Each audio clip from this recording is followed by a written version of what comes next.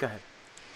Hello, everyone, and welcome to the show. We have Monorail Crawl recap for you today. We've got great news for pin collectors. If you really love those Disney pins, we got some stuff you're going to want to hear about. Golden Week at Tokyo Disney Resort, and lots of great stuff from Randy at faithinthemagickingdom.com regarding Disneyland, the West Coast Park. But first, we're going to kick it off with a couple of big announcements. Tony, we've got a really big giveaway coming up, right? We do? Oh, we do. We do. We do. Should we tell them about it? Or should we Yeah. just keep it a secret? We should tell them. Okay. This is, we are going to have a $100 Disney gift card to give away to a random person that is on our newsletter subscription list. So, you have to either be on the list or get on the list ASAP. And you can get on the list by going to DisneyParksPodcast.com. And I think it's right on... No, maybe it's not right on the front page. If you click on podcast up at the top, it'll be right in the right-hand side. And it's pretty simple. Just name, email address. And when is the deadline for this, Krista? All right, so you need to subscribe by the end of the month, so the end of May. All of our current subscribers are already entered, but if you haven't yet subscribed to the newsletter, you'll want to do that before the end of May, because we're going to pick somebody at random from our newsletter subscriber list to win a $100 Disney gift card from none other than the fabulous, wonderful Megan at Big Ears Adventures. So thank you, Megan, for donating that gift card so we can give that away to one of our awesome listeners this month. That's cool. I could think of probably 100 ways to spend a $100 gift card. Me too. Yeah. I'd probably buy something big, a nice piece of something. You like art. I know you Yeah, like I do pricey like art. Disney art. So Yes. And hey, $100 go a nice long way. Okay, so on top of giving away $100, and we'll kind of remind you as we go along during the month, but we are having yet another meetup. We are the meetup people. Oh, yes, we are. We just had one, and now we're going to have another one. So, Disney is having the coolest summer ever party starting May 22nd. They will be open for 24 hours here on the East Coast in the Magic Kingdom. And our friends over on the West Coast, I think, are getting both their parks open again. We are going to have a meetup at the Tomorrowland Terrace at 9 p.m. And do we have things to give away again? Oh, yes. We More have goodie bags sponsored by our friends at Big Ears Adventures. So, Holy mackerel. yes, they get 2 mentions on this show. So, thank you, Megan and the team at Big Ears. We appreciate you so much here at the Disney Parks Podcast.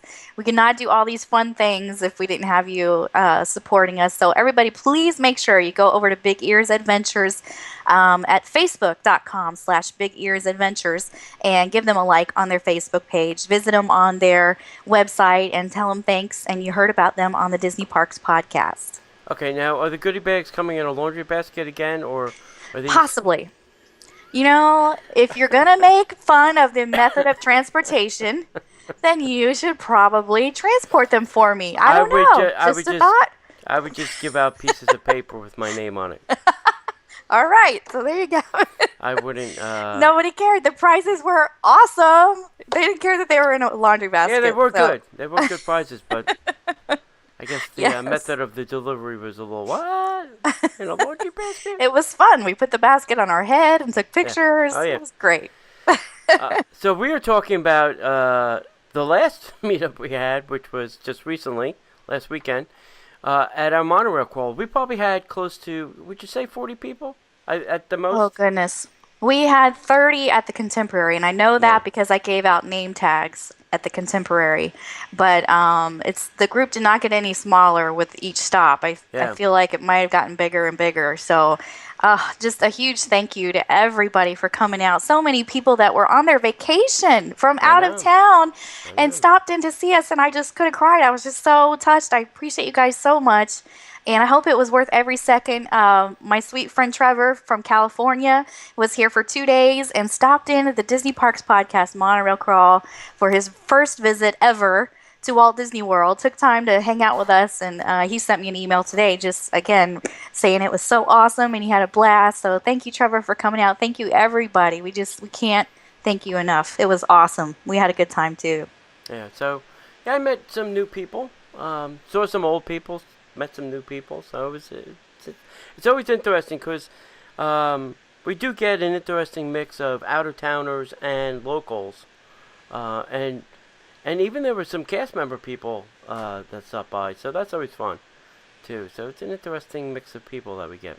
Yeah. Cool. I like that. It was a blast. So many laughs, so much fun. Yeah. If you weren't able to make it, you can go on Facebook and find the event. There's tons of pictures that I posted there for everybody. Yep. And and just let me know if you have trouble finding that. Let me know. I'll send you a link so you can check it out. But we wish you could be there, and hopefully you'll be there at the next one. I'm trying to talk Tony into having another one really soon. So. Oh yeah. My kidney and liver needs a vacation. I send my liver on a cruise. All right, now just like the wine walk, drinking is not required. So that's true. I only had one drink, so nobody's forcing it on you. Yeah, I got a lot of ice water that night, and somebody shared a daiquiri with me, and that was about it. So, okay, let's start with some news. Starting in, I guess this is not really just Disney World, but Disney announced now this crazy new thing they're calling the Disney Park Pack. So if you're a pin trader, you can subscribe to this Disney Park Pack, and each month Disney will send you Disney pins. Now, before you start and head over to the Disney store to subscribe to this, let me tell you that each month it is going to cost you $39.95, and that includes the shipping.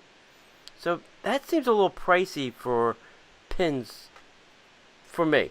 I used to collect pins. I'm trying to wean myself off it.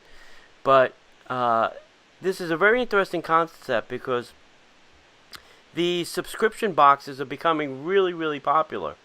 Like almost every company's got some kind of thing.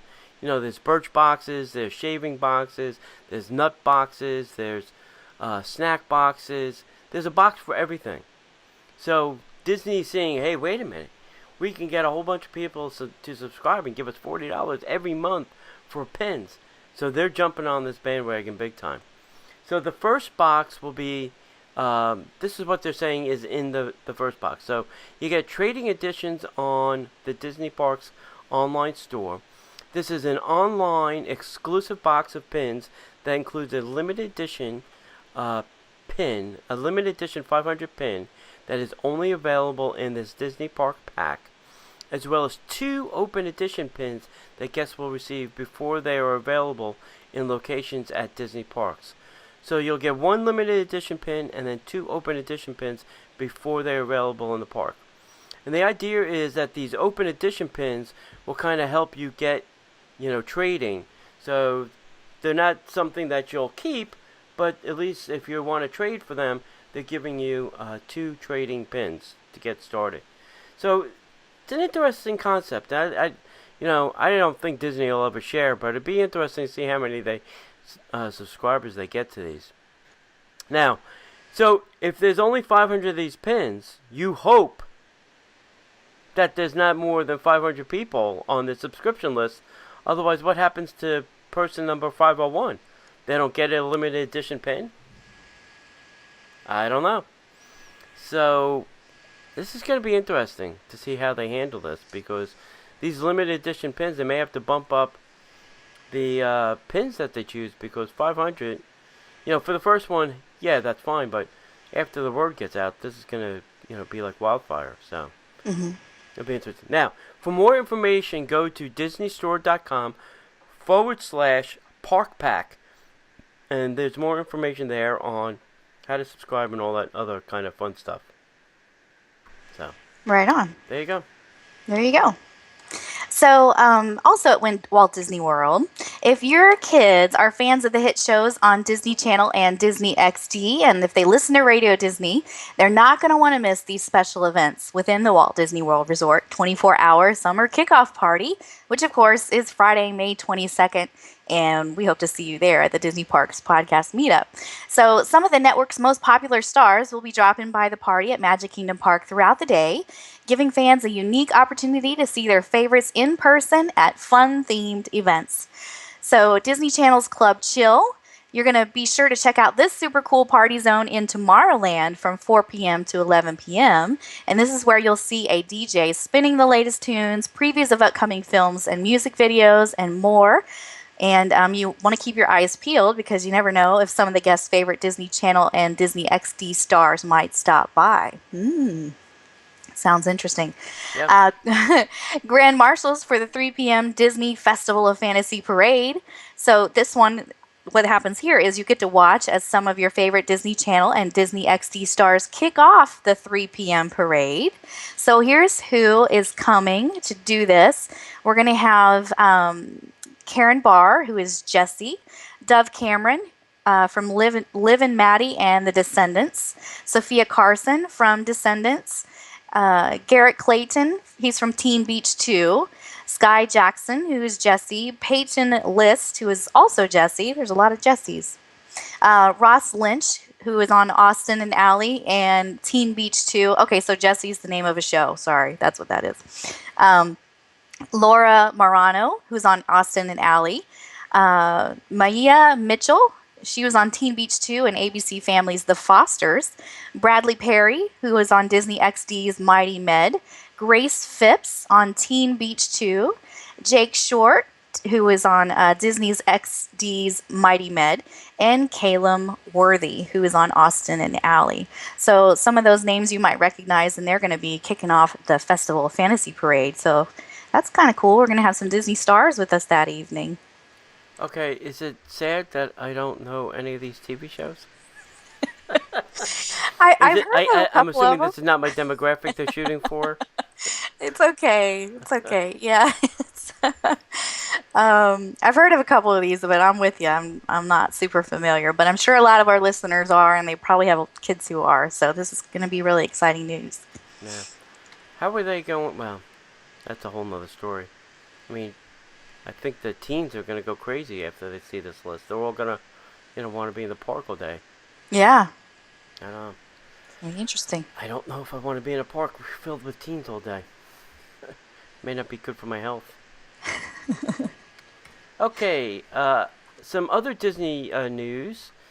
Disney Springs is got some interesting information. So we know that the parking garage, one of the parking garages is open, and we spoke about the smart technology in the parking garage, where you can drive in and it'll tell you how many spots there are on each level, and then you can see that with the little green and red lights. So that's stuff that we all know. But they also reached a second, another milestone with the parking garage.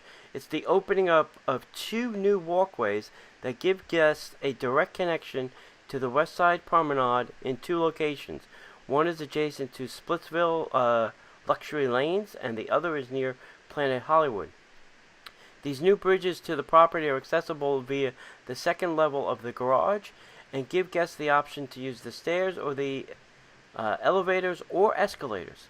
So with lush landscaping and new hardscaping finishes out on these spaces, the walkways are now beautiful, new additions to what will eventually become formally the Disney Springs. So to experience these enhancements for yourself, park over at the Orange Garage during your next outing to the downtown Disney area / Disney Springs. Make your way to level 2, and then you'll be able to check out these new walkways. So I think, they are moving like gangbusters on this construction. So it's I'm glad they're opening these things as they're becoming available, not, waiting and saving them all to, some other later date. They're really just starting to utilize them. I will say this, and I don't know if I mentioned this on a past podcast recently. To get into the parking garage, you can only do it from one direction now. You have to be coming, say, from the marketplace or, like, say, Saratoga Springs on Buena Vista Boulevard. That is the only way to get into the garage. They've blocked off. You used to be coming, say, on the other side from the Team Disney side. You used to be able to come in and make a left-hand turn into the parking garage. They have that blocked off now, so you can't cross Buena Vista Street. So you have to be coming from the other way. So if you're coming down, like, say, Epcot Center Drive into Walt Disney World, don't get off at the Disney downtown Disney exit. Get off at the Old Key West exit, go past Old Key West and go all the way around, and you'll get right into the parking garage. So, all right. Now that could change by the time this show goes live. So, but that's our best advice as locals visiting. Yeah. So, as of a couple days ago. Yes. So, there we go. Also, Disney Springs, there's a building being built next to the boathouse. And everybody keeps talking about the building. It's kind of got this kind of weird shape, and then there's a boat outside. So we're hearing now that this is going to be called The Hangar at Disney Springs. And it's going to be an Indiana Jones themed restaurant. It's going to be called Jock Lindsay's Hangar Bar, and it will open this fall. The bar and restaurant is opening in the fall of 2015. It's going to be called Jock Lindsay's Hangar Bar. It'll be named for the pilot friend who comes to Indiana Jones' rescue in the beginning of the Raiders of the Lost Ark. The aviation-themed building will be located between Paradiso 37 and the boathouse, which I just mentioned. Will feature 150 seats, including a bar area located on the boat that seems to be hanging off the side of the main building. So this theme will be expressed through propellers, ceiling fans, and vintage travel posters, and correspondence between Jack and Indy. Jock in his plane in the Raiders of the Lost Ark. This location will feature small plates, themed beverages, and include special effects very similar to Trader Sam's Grotto over at the Poly. So here you go. If you can't get into the Poly, here's another place that you can go have a little libation and watch stuff explode and fireworks and plane sounds probably, and you know, it'll be very cool. It's such good news. Yeah, I'm into so it. Awesome. Yeah, it's just I was hoping for food, but I guess appetizer or tapas style things is not too bad. Not bad at all. It sounds great. So, Disney Interactive announced that the Star Wars universe will join Disney, Pixar, and Marvel in Disney Infinity 3.0 edition. The latest installment of the best-selling hybrid toy/video game of 2014 will be available this fall and promises to deliver kids and families with a wider breadth of content and variety of gameplay than ever offered in Disney Infinity. So here's what they're saying. Disney Infinity is the only game where fans can play with Disney, Pixar, Marvel, and Star Wars characters together in one experience. And this is from James Pitaro, who's the president of Disney Interactive.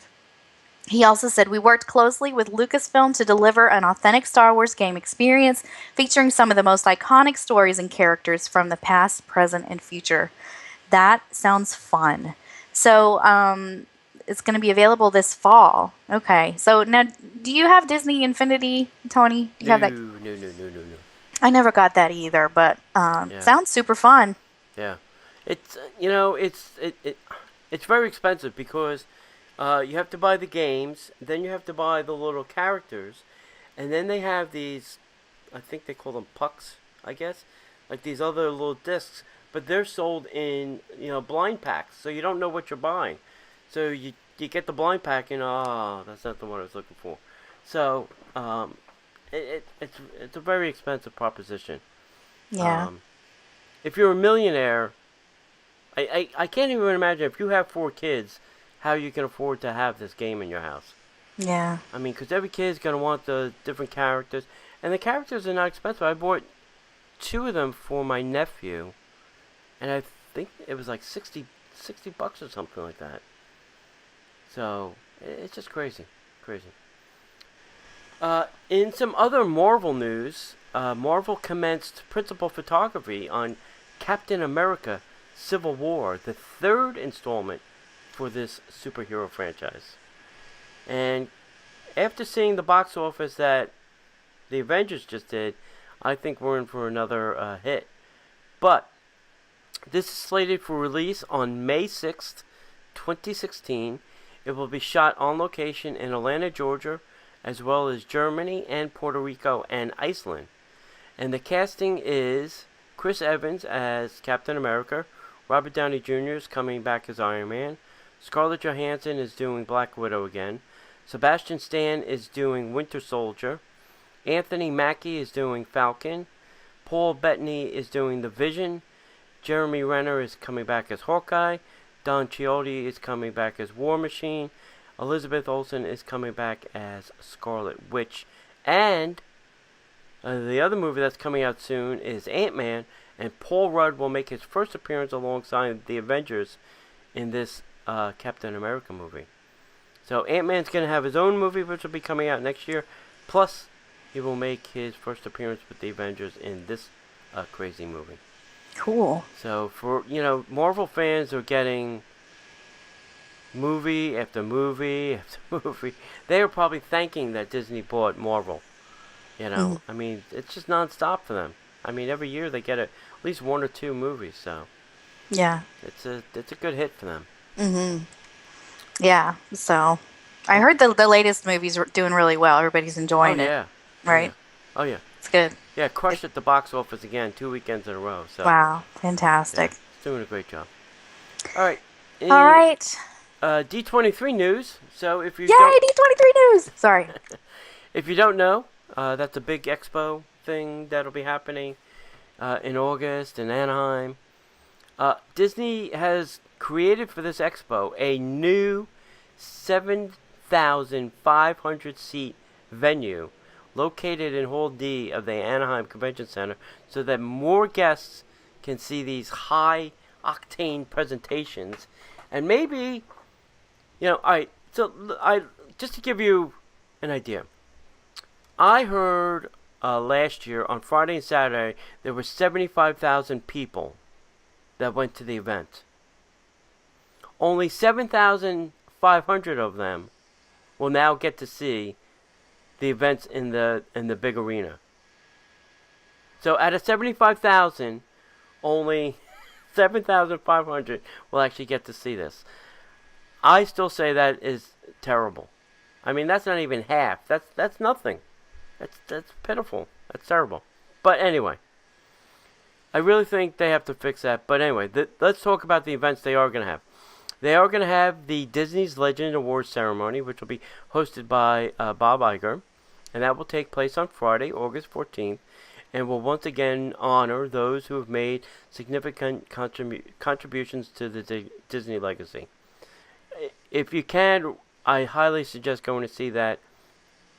It is really a lot of fun, and I think there'll be some interesting people made Disney legends this year. So the next one will be the Walt Disney Studios event, and this is where Disney unveils all of the awesome movies that will be coming out.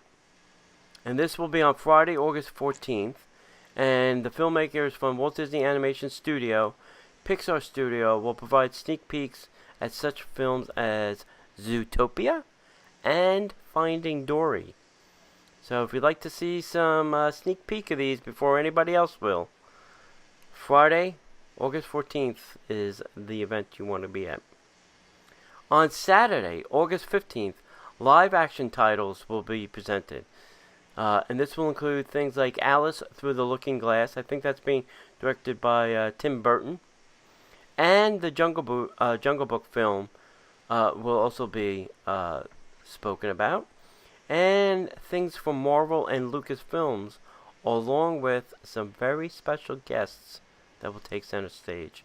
So usually on this event, this is where all the actors and actresses, like Johnny Depp appeared one year, Robert Downey Jr. appeared one year. So if you want to see these people on the stage and talk about these movies, this is the event to be at.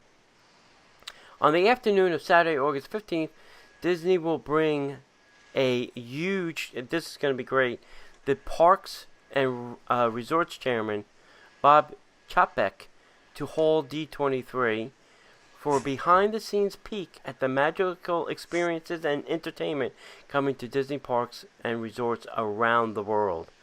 And let me tell you, this is going to be where all the fun happens, because they are going to make some announcements that are going to blow people's minds. I mean, we've probably been talking about them for maybe a year now, but I think it will all come out in the open on Saturday, August 15th. So, if you can get in, you're going to probably have to queue up early for these.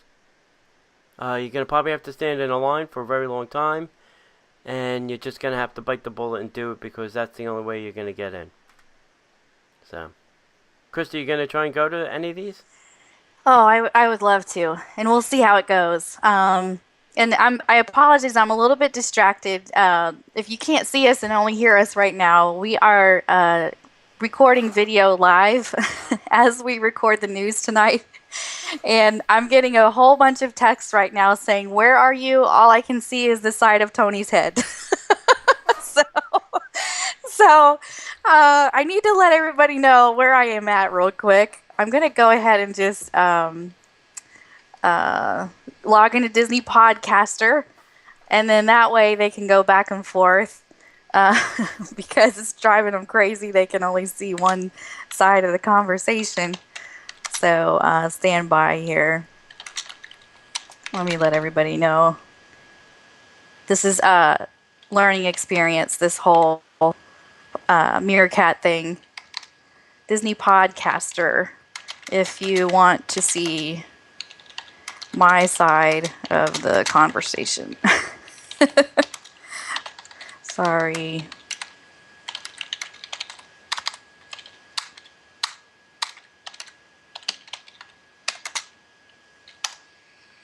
Okay. And Tony, I don't know if you can these texts I'm getting are hilarious. If you can put it in your chat that I'm over at Disney Podcaster, at Disney Podcaster, and let everybody know. Do that if you can do that on your Meerkat, so they can go back and forth, because they're confused. I confused them with the whole Facebook post that I made today. So, and then, so you want me to go ahead and do Disneyland news? Okay. So next up from Randy at faithinthemagickingdom.com, we've got Disneyland news for you. So here's what Randy sent in for us this week. First, Randy says, one of my favorite Disneyland touches is the animated windows in front of the Emporium on Main Street. Sadly, they've been getting a little dated and worn out in the last few years. And as part of the Disneyland Resort Diamond Celebration, these classic windows will be updated with new, exciting technology and effects. There will be a total of 6 Main Street Enchanted windows. The first 2, featuring the stories of Peter Pan and Cinderella, will be unveiled in May, followed by Frozen and The Princess and the Frog in July, and Toy Story and Aladdin in August. So that is so cool. That's going to be really fun. Can't wait to see all of that. And then next up, Randy says, next and last for this week, we have a reopening date for what used to be Condor Flats in Disney California Adventure. The new Grizzly Peak Airfield opens May 15th and brings a couple changes besides the Smoke Jumpers Grill that recently opened. The merchandise location across from Soarin' Over California, formerly known as Fly and Buy, will reopen as Humphreys Service and Supplies. Humphreys will be the campers' welcome headquarters of Grizzly Peak, that type of small-town gas station, general store, or vacationer's paradise that you might find on a trip through California's majestic Sierra Nevada mountains. The location is named for Humphrey the Bear, who is a scruffy, snack-loving bear who appeared in several Disney animated shorts in the 1950s. So here's what the Disney Parks blog had to say. Humphreys Service and Supplies will have the bare necessities you'll need for a day trip or even a hike through the Disneyland Resort. Happy campers will find gear for their junior rangers, as well as fleece and hats, or if you're more apt to bare your shoulders, there's even a tank top. If you're hunting for more, you can keep an eye out for camping essentials themed to great outdoors, including a thermos, lunchbox, lantern, and card games. Also opening with Grizzly Peak Airfield on May 15th will be Soarin' over California with updates to its screen and projection system. Woo! We're excited about that. That's so awesome. So, thank you for all that awesome news from California, Randy. So, Tony, what are your thoughts on all that good stuff? I can't wait till we get our Soarin' update. Can't happen soon enough. Yeah. Plus, we're getting a third theater, which will be nice. I don't think they're getting an extra theater. Oh. But yeah, Right think I think those additions will be good. You know? I think so too. It's gonna be fun. So, well, and then we want to wrap up the news with some Tokyo Disney stuff, and then we'll bring you the infotainment section this week. So, thank you, Trish and Chris at tdrexplorer.com for your on-scene Tokyo Disney information here. This is so cool, you guys. So, Golden Week at Tokyo Disney Resort. This is a series of public holidays that happen around the same time, which is at the end of April and beginning of May. So this will have already passed by the time you hear this. But considered one of the busiest times at the resort, which is also in and around Japan. If it's your first time visiting, you should avoid it if at all possible. There's a good tip there. If you happen to find yourself visiting the resort during this time, use our guide to make the most of your time. So here's what Trish and Chris have to say. The Japanese public holidays that make up Golden Week fall on the days of April 29th, May 3rd, May 4th, and May 5th. And depending on what days of the week these holidays fall on, you can expect the resort to reach capacity during all of those days. And on days that are at the beginning or the end of the holiday, if they land on a weekend. So, and as always, you can check out TDR Navi, which is again at tdrexplorer.com for the most up-to-date crowd forecasts. So basically what this means to you is if you go during Golden Week at these popular days, popular attraction wait times will be over 100 minutes, and fast passes will be gone early morning, and there will be long queues for pretty much everything. So if you're not staying at an official hotel, then you have to buy your tickets well in advance. They do sell out. And again, there's a full guide at tdrexplorer.com on this, and you can get your tickets online, which is the best way to do it. And then they do have special meals and things like that, but you'll want to eat it off peak hours to reduce the number of people. The shows, as always, are spectacular, but guests will be waiting for 2 to 3 hours for the shows, depending on the weather. And you just want to also, they say, be sure to bring a plastic sheet to sit on. So there's a good tip for you. In May, they're getting close to rainy season, so check the weather forecast the day before. If it's rainy, umbrellas are nice until it gets really windy.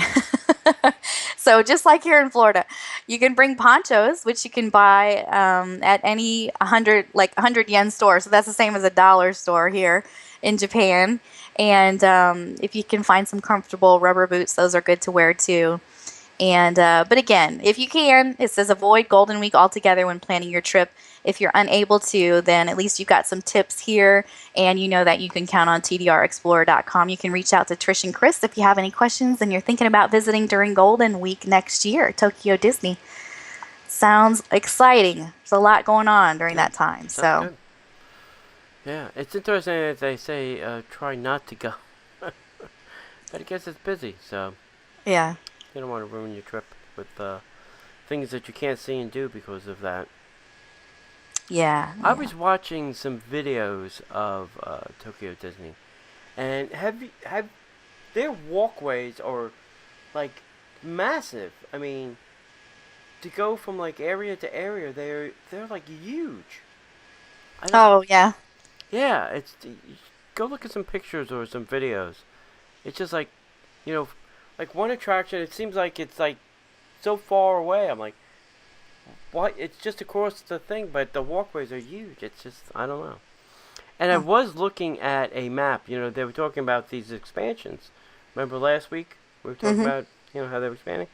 So I pulled up Tokyo Disneyland on a map, and they can expand because 3 sides of Tokyo Disney touch the water. Wow. So unless they find a way to, make land on water, which they do, they really can't expand. So and they can't. I guess they could do a Disneyland move. The other areas by there is for parking. So they'd have to, make a parking garage on one side and then maybe use that land for something else. So I don't, I don't know how they can make that park any bigger. They're kind of stuck. Hmm. Yeah. Maybe moving things or getting rid of things so they can expand. I don't know. Yeah, because there is one side of the park then that seems to be like an industrial area. So I don't know.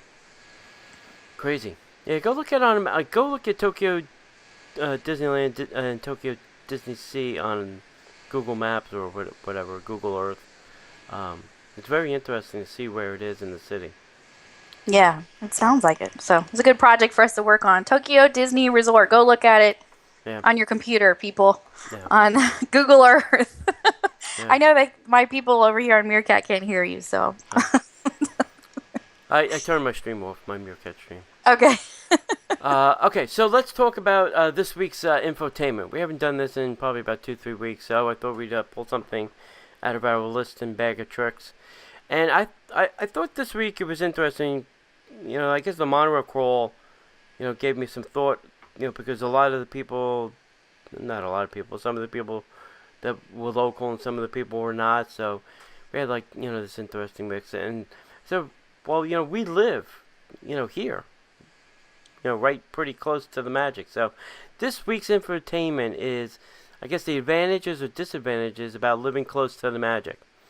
And I guess the other thing that sparked this too was a friend of mine is coming to live down here for the summer and get a part-time job at Disney World to see if she would like to work there and to live in Florida.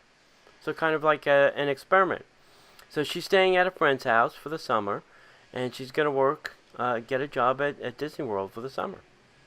Wow. So That's a good idea. Good idea. Kind of test the water, see if you want to stay in this hot, sweaty environment during the summer. And no better test than the summer. Right.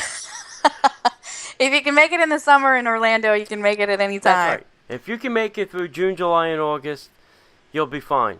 Yep. You'll be fine. Mm-hmm. So, Chris, did you want to start with maybe one or two things on your list? And Yeah. Okay. So, in case you're thinking about moving close to Disney World, again, like Tony said, we just want to share some things with you that could be an advantage or a disadvantage to kind of help you, know both sides of the equation. Somebody like me that's born and raised here, I can only give you my perspective, which is the perspective of somebody that's lived here forever.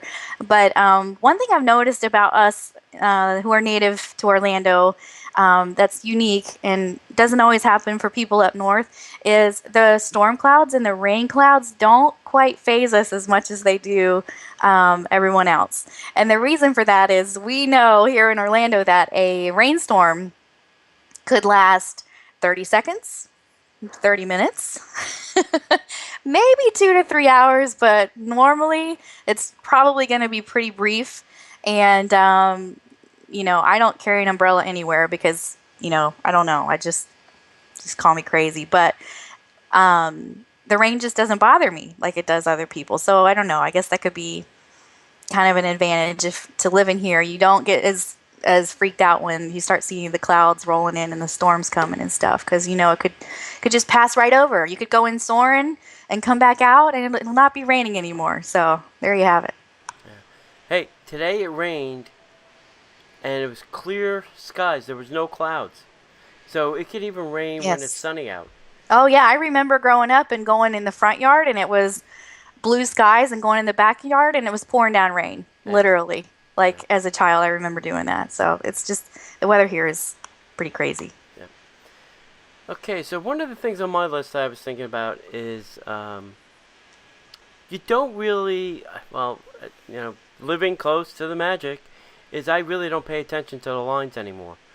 I guess I pay attention when I'll go to an attraction if it says, anything over 30 minutes I think is my cutoff. If it's over 30 minutes, I'll say, maybe next time, and I'll just go find something else to ride. I don't I don't typically wait in anything. If it says anything more than 30 minutes, even 35 minutes, I'll walk away because I know that it's, probably, maybe more than that. But typically, if the attraction says 30 minutes, it's probably really not. You could probably take about 10 minutes off that, so it's probably closer to 20. I think they do cushion those numbers a little bit so that you feel like you're going through the line faster. They're setting an expectation of, it's going to be 30 minutes. But when you happily get through it faster, you're like, oh, that wasn't too bad. And you'll go stand in another line. I think that's Disney's theory. But I could be crazy. So I think the lines are not a big deal when you have an annual pass, you live close to the Magic, and you can come and go as you please. I don't think the lines are a big thing anymore. Well, it kind of goes both ways. See, because that was part of. Whoops! There goes my phone. Sorry, I'm giving everybody a headache. That was one of the things I was gonna say, that like the lines don't bother you, but at the same time, like I'm spoiled. Like I don't want to wait in a line that's longer than 20 minutes anymore. That's just me. I figure, I'll be back next week. I'll just go ride it next time. So it kind of goes both ways. Yeah. Yeah. Okay. What's next on your list, Krista? Okay, so as a local, something that's super fun is you get to explore all the hidden details. So, as you know, the Disney Imagineers are famous for kind of sneaking things in where you might not expect it. And, they want to they want you to slow down and take time and look at things a little closer, maybe search for some hidden Mickeys, stuff like that. And a nice thing about living close to the parks is, I'll go sometimes and not do any attractions. Again, it might be a crazy day where everything has huge long lines, but I still managed to get over there to look for certain things or go see the Cinderella carriage at Hollywood Studios that's not always there, or the Tomorrowland preview, and just stay for a few hours and kind of go home. So a cool thing about living here is you get to take time to explore those hidden details. And you can absolutely do that as if you're not a local too. There's no harm in that. That's one of the things that makes the Disney park special and different, I think. There's wonderful amusement parks all over the world, but a Disney park is going to have those hidden gems and little secrets that you need to look at and find. So exploring the hidden details, that's one that could also probably go either way. But it's nice to do that if you're a local. I think you get to do that a little bit more probably. Yeah, I know there's some DVC members that they've been coming for many, many, many years now, and they kind of do that same thing. They don't have to go on the rides because they come every year. So maybe they'll go on some of their favorite things and then just kind of, kick back and just go to the park because they can. So yeah, you don't even have to live here. You can be a regular to the park and still enjoy that kind of stuff. Absolutely. Next on my list is I don't know if Walt had said this or not. Maybe it's not even a Disney quote, but relax and enjoy the show. And every park is really about some type of show. I mean, Disney is presenting the show to you. That's we've spoken about this. Like, say, the Magic Kingdom is the best example. They're rolling out the red carpet because the pavement's red, and you go underneath the railroad because the show unveils itself to you. So it's really just about going there, relaxing, and then taking your time, walking around. You don't have to see every attraction. You don't have to be on every show. You don't have to be in every line. But just kind of go around and really just smell the roses. Unfortunately, they took the rose garden out in the hub, but you can just go and check things out in the park. It's just there's a lot to see and a lot to do. And you'd be surprised, like when you're walking down Main Street, all of the windows on Main Street, the window sills are low, very, very low. They're only like I think 2 feet off the ground, and there's a reason for that, and that's so that the kids can see into the windows. So don't worry about running to your next fast pass. Slow down, take a look around, and you'll see all the interesting things that you may just go running past. So Yeah, yeah, absolutely. So, um, and maybe in addition to that, I know that you have restaurants on your list, Tony, but another fun thing about being a local or even just visiting often if you don't live here is it gives you a chance to try new places that you might not have otherwise tried. I spent today writing an article about how to get hard to find Disney dining reservations. Um, and there's a lot of great tips on how to do that and how to get into all your favorite places, but the bottom line is if you're flexible and willing to try something new, then you know what, you may find something that you never knew was there before. You never knew it was so awesome.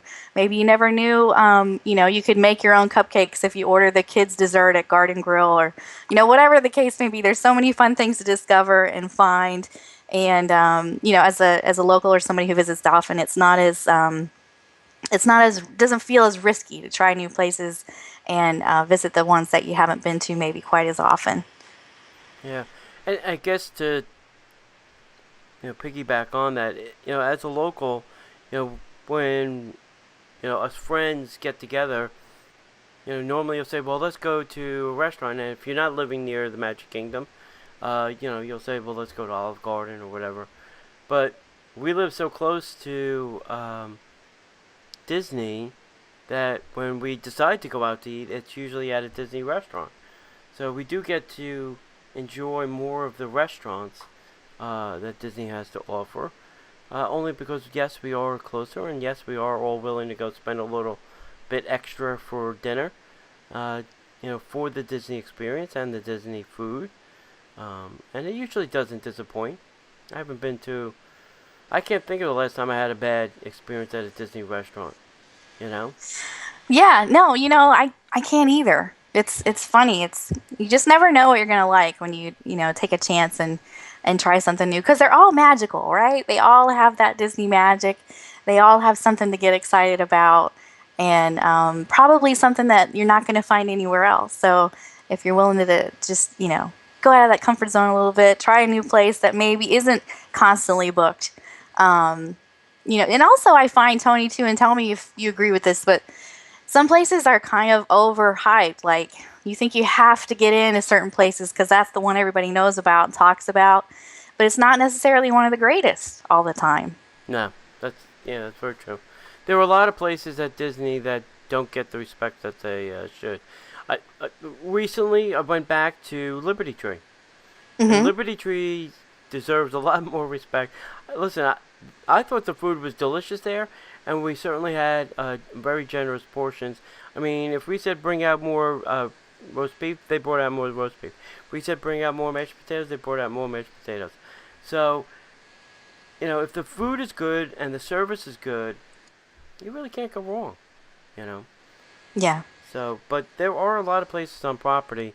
It's not always about Le Cellier and Chef de whatever over in Paris, or even California Grill. I mean, the sushi is great there, but there are other places to get sushi on property that is good. Maybe not as good, but very comparable to that. So, Hmm. you got to expand. You know, Yeah, do something absolutely. different. Yep. Yeah. So we got off subject a little bit, but you have a Yeah. really good one about family and friends. Yeah. So living down here now, um, your family and friends seem to come out of the woodwork. They're like, "Hey, wait, you live close to the Magic Kingdom, don't you?"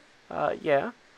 Oh, maybe I'll stay at your house, or maybe I'll come visit you, or whatever. Yep, you get a lot more frequent visitors when you move down here. I have uh, met, and not met, but there are people that know that I live here now because I obviously post it ad nauseum on Facebook.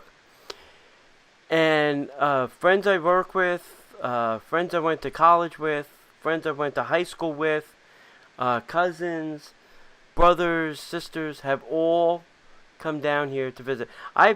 My college friends, both of which came down here, and I had a great time, and I hadn't seen them in years. Years. They're like, "Hey, I'm coming down there," and I got to spend the day with them in one of the parks, or go out to dinner with them. There's a woman from an old town I lived in New Jersey. who comes down here and says, I see you more than I see your family in New Jersey, and I live in New Jersey near them. So, what does that say? You know, there's a woman coming into town next week that I haven't seen probably in 10 years or more that I used to work with in Denver. So, you never know. Once you make it, pretty public that, you're living here in Florida, people will come visit. Yes, So, they will. I have a couple of friends that call it almost like family season, and I just know I'm not going to see her for a good 2 months because her husband's uncle is coming, and the week after that, her sister's coming, and the week after that, the cousins are coming.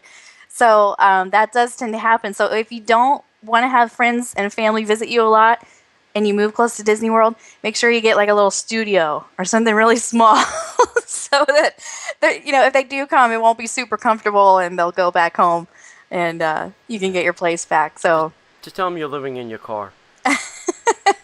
yeah, There's no room in my Hyundai. yeah, yeah. Yeah. So, anything else on your list, Krista? Well, it kind of just goes back to the hidden details. I love the fact that I can, I tell people say, what do you do? And I'm like, well, I have a Disney website and an online radio show. And believe it or not, there's things to talk about at Disney World every single month. And really, there's new things to see at Disney World every single day. I am always astounded. It never fails. When I go, I find something else that I never knew about or never saw before. And it never gets old. So I do want to encourage you, if you're thinking about moving here, but you're afraid you'll get tired of going to Disney all the time, it just doesn't really happen. At least it hasn't happened for me. I think I could go every single day, especially when the weather's nice. Because, I mean, really, like, I just want to live there when the weather's nice. I don't ever want to come home. So there's something new to see every day at the park, something new to enjoy, a new way to appreciate it. Maybe somebody new to go to the parks with you and see it through their eyes. So to me, it never gets old. What do you think, Tony? Do you agree with that just a little bit? It doesn't get old. Yeah. It really doesn't. I don't know. Maybe someday it will. I doubt it, though. If you like it, it'll never get old. If you don't like it, then yeah, it's going to get old very quick. Yeah. And we do get jaded and spoiled a little Yes. bit about certain things. Yeah. But, you got to take all that in stride and just, remember, you're at Disney. Yeah. It's great. Yeah, there's a lot of times I go around calling it my park, so it is my park. It is your park. It's the Terratoni Lounge. Yep, there are places don't named know. after me. It's not the Territory Lounge, it's the Terratoni Lounge, in case y'all haven't heard. Yep. So, yep. And they know him as Mr. Casanova. All the valets know right, he's they do. arrived. He They do. tips well, and they know that he's coming. It's Mr. Casanova. Yep. It's Tony's park. It It's really Tony's is. Parks. Yep. You're just here visiting. We're all just visiting it. It's really Yeah. Tony's park. Yep. Just leave it in the same condition you found it in. That's all I ask. All right, so another thing on my list was, hey, you know what? We can work here. And, work here. I've worked here. Chris has worked here. So the question I guess one of the questions I get asked is, when you work for the mouse, does it ruin the magic? And you know what? It really doesn't, because I can differentiate, my job or backstage from on stage, and not, and even, I go to the park with cast members, and I don't think, they're able to, put the two pieces, separate, work from, now they're going to visit the park that they work in. So I think it can be done. I don't think it ruins the magic. But let me tell you this: if you want to get rich, you're not going to do it working for Disney. It's not. You're not going to get paid a ton of money. Even the good jobs, the management jobs and the IT jobs, they're not super high payers, because you got to remember I think now the number I just read is there's 75,000 people working here. That's a ton of people. Yeah, it's crazy. And not everybody is, being paid Bob Iger money. So if you think you're going to make Bob Iger money, you're not. It's a couple bucks over minimum. But one of the great benefits about being a cast member is you can go whenever you want. Well, you can go whenever Disney allows you to go. Yes. Because there are blackout dates. For instance, the all-nighter. Cast members are not allowed to go to the Magic Kingdom that night. They can go to Epcot, but they cannot go to the Magic Kingdom and enjoy that 24-hour event. So, yeah, you can go, but there are restrictions that go with that. Yeah. Well, did we say this as a cast member? You can't use your cast member pass to get in for the 24-hour event. But if you have a regular ticket like everybody else, you're not excluded. You just have to buy a ticket, as a guest. Like you just can't use your cast member pass. Yeah. Right. Yeah, they do get a certain amount of tickets too, but they don't usually use them for 20. Yeah. Yeah, they usually give them to their family and friends when they come down so that they can get in. So Yeah. I know a lot of the cast members don't go to the 24-hour event just because they save their tickets for when their family and friends come. Yeah, we're locals and it's crowded at the 24-hour event. Oh So yeah. going back to that, like we're spoiled. We don't necessarily want to be in the crowd. So I know me personally, I'll definitely go for the meetup, and we hope you do too. But after that, I don't know how much longer I'm going to stay. But you know what's the special thing to me, Tony, is going when the parks aren't usually open. So like from 2 to like 6, you really can't. In the morning, like you really can't go at that time on a normal day. So I would imagine that kind of time period would be really special, even for a local, just to see the parks at that time of the night. Yeah. Yeah. What else? Oh, so probably one of the last thing I'll talk about is, there's a lot of things happening at Disney right now. So as locals, we kind of get to see this change as it's happening. For instance, the transformation of Downtown Disney to Disney Springs. Yes, it is very annoying. Yes, it drives me batty on a good day trying to find a parking spot. Even with a parking garage, you would think, oh, there's a parking garage, Tony. What are you talking about? There should be plenty of places. No, there's not. Because everybody else is going to see the same thing I am. All the new changes. Animal Kingdom is another example. It's like Construction Wall City over there. The things with the hub at the Magic Kingdom. So we get to kind of see, construction walls go up, construction happen, construction walls come down, and then the finished product that Disney has created. So that's kind of fun to see that transformation. Mm-hmm. We probably kick and scream and complain along the way, but typically we're pleased with the results. Could they have done it a little different? Could they have done it a little better? Yeah, we can be armchair Imagineers, but we got to live with it then. So nothing we can do about it. Mm-hmm. You know. It's fun. It's fun to watch the transformations, though. It's just amazing to know that not long ago there was no parking garage at Disney Springs, and they've done improvements to the Tree of Life, and just to watch things evolve and change. There's something to be said for that. So, anyway, I think we're gonna wrap it up there. So hopefully we. Shared some advantages and disadvantages to living close to the magic. So if you're somebody that's considering it, we hope we're kind of helpful in giving you some pros and cons. And I know a lot of you listening today may have moved down here just to be near Disney World. And if that's you, then definitely send us a note, an email, a message, and let us know what you love about being close to the parks and why you're glad that you moved here. Because I think speaking for myself and Tony, we're really glad to be close to the parks and really wouldn't want it any other way. So we hope you feel that way too. So with that, we just want to say thank you, everyone, for tuning in today, and we hope you enjoyed the show. We appreciate you listening to the Disney Parks Podcast, and we will see you in the parks.